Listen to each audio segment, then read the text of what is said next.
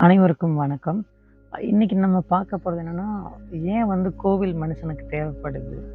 அப்படின்னு நெறைய பேரு நெறைய வீடியோஸ் அவங்களோட எக்ஸ்பீரியன்ஸஸ் ஷேர் பண்ணியிருப்பாங்க. நான் ஒரு சைக்காலஜிக்கலா எனக்கு என்ன தோணுதுன்னா, மனுஷனுக்கு தன்னோட உணர்வுகள கொட்டுறதுக்கு, ஷேர் பண்றதுக்கு ஒரு நம்பிக்கையான இடம் தேவைப்படுது. அது நெறைய சமயங்கள்ல மனிதர்கள்ட்ட ஷேர் பண்ணும்போது, அது நம்பிக்கை குறைஞ்சிருது. இல்ல ஏதோ ஷேர் பண்ண முடியாம போயிடுது. நம்பி ஷேர் பண்ண முடியல. அப்போ இந்த மாரி எமோஷன்ஸா இருக்கிறவன ஷேர் பண்றதுக்கு ஒரு இடம் இருந்தா எப்படி இருக்கும்? அங்க வந்து அவனோட எமோஷன்ஸ ஷேர் பண்ணா, அவன் கொஞ்சம் வென்டிலேட்டடா ஃபீல் பண்ணுவானே! அப்டின்ற ஒரு கான்செப்ட்ல தான், அந்த லாஜிக்ல தான் ஒருவேள கோவில் கட்டியிருப்பாங்களோன்னு தோணுது. அந்த உணர்வுகள் அதிகமா நம்ம ஷேர் பண்றனால தான் என்னமோ நம்ம அத ஒரு புண்ணிய ஸ்தலங்களா நம்ம சொல்றோம். இப்போ எந்த அறிவாளியுமே போய் இந்த மாரி கோவில்ல போய் அறிவ ஷேர் பண்றதில்ல.